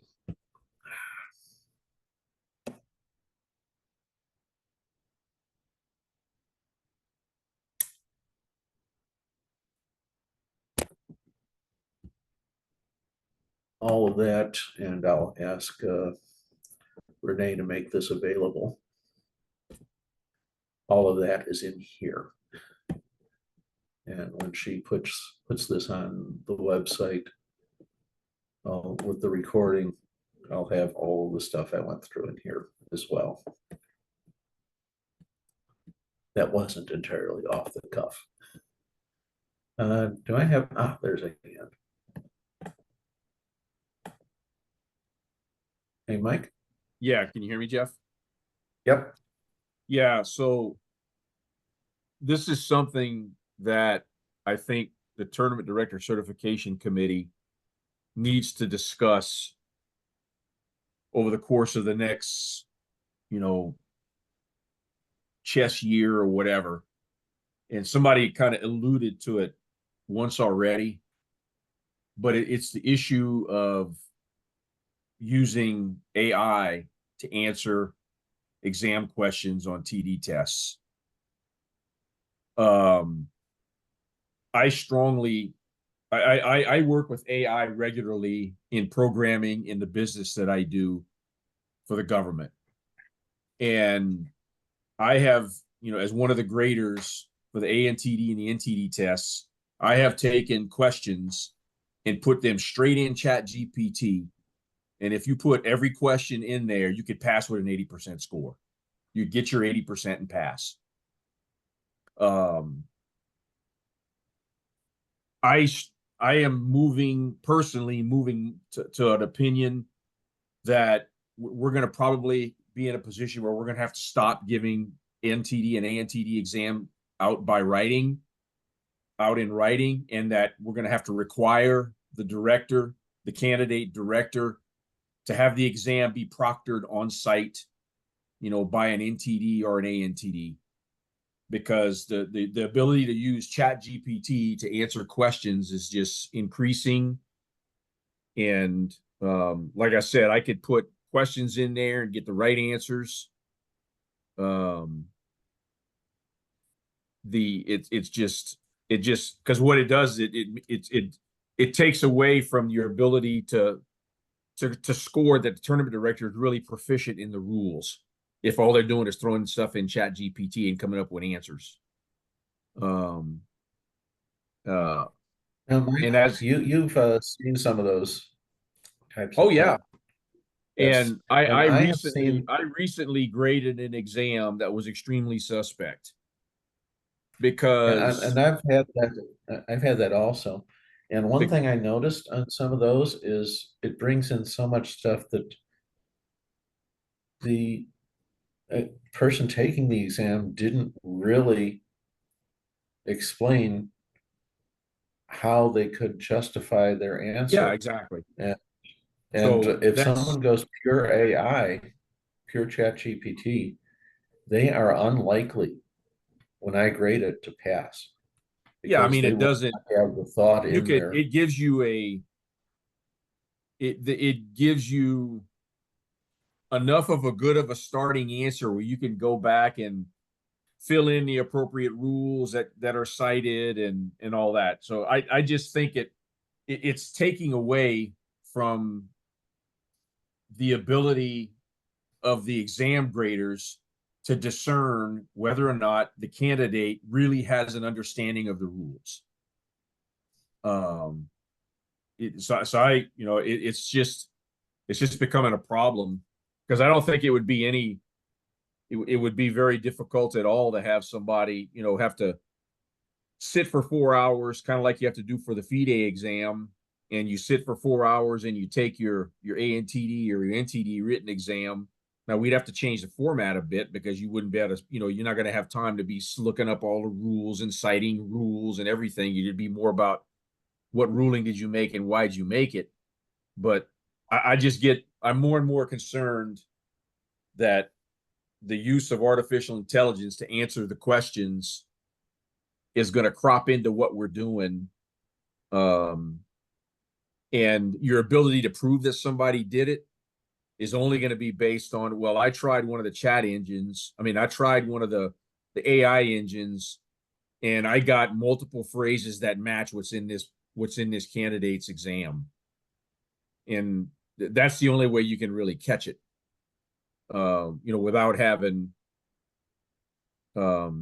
US Chess have a license for multiple AI engines, and then you literally feed the exam answers into the engine and check for a use of AI.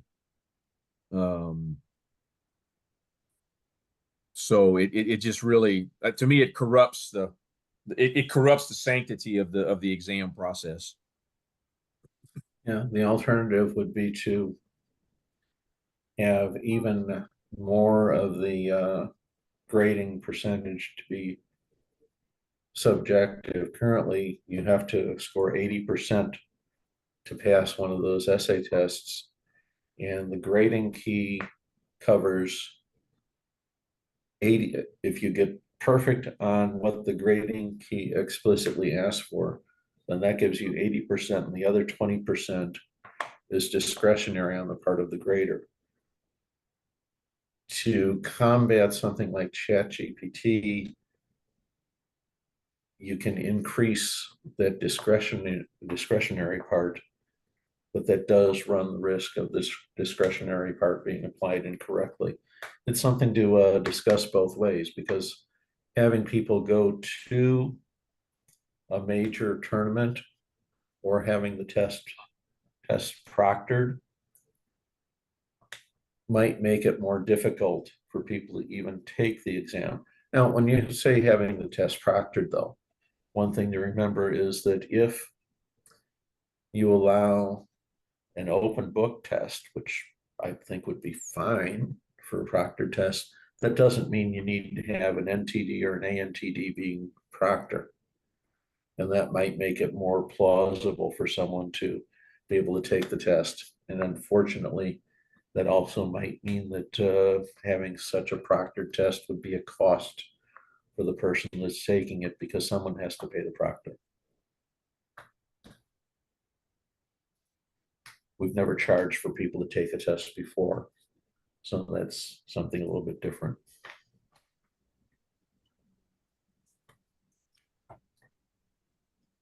Jeff, I Um, put this in chat, but I don't know that the access to sort of major areas is as much of a big deal for ANTD as, you know, in my state, to get a Class B tournament, I need literally 20% of the current USCF members to attend. You know, there are some levels where you're not going to get the ANTD credits without having access to that same level of, you know, larger national or regional tournaments.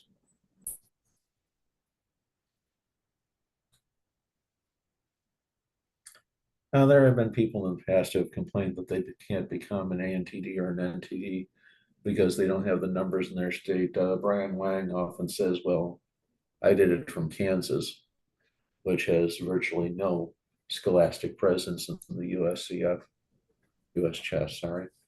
This is not a Rather complaint, than it's just an system. observation. Mhm. You know, you're going, if you're going to be an ANTD, you're going to need to have access to the larger tournaments, which, you know, will tend to put you in the larger areas. So having a proctored exam at a, you know, Class A, Class N, et cetera, tournament would not be too onerous at that point. Big thing is actually finding a proctor. And for instance, I've been a proctor a couple of times when I was asked to come in a day early just to make sure that everybody was on site. And I was actually obviously a well-qualified proctor for such a thing, but to have someone spending that amount of time is not something that most tournaments would want to hire someone to do, and thus might be a cost. I'm not sure what's involved there. Mike might have a better idea, but proctor exam does have some difficulties. Adding, making a higher percentage discretionary has other difficulties. It's something that we are not going to resolve today, but bringing up the various issues sounds quite reasonable.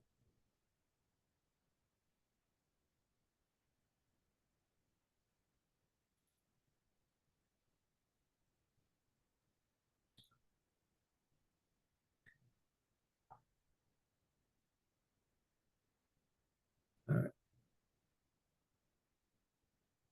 You know, Renee, I think we're probably done as far as what we need to do with recording. Okay, I'll stop it.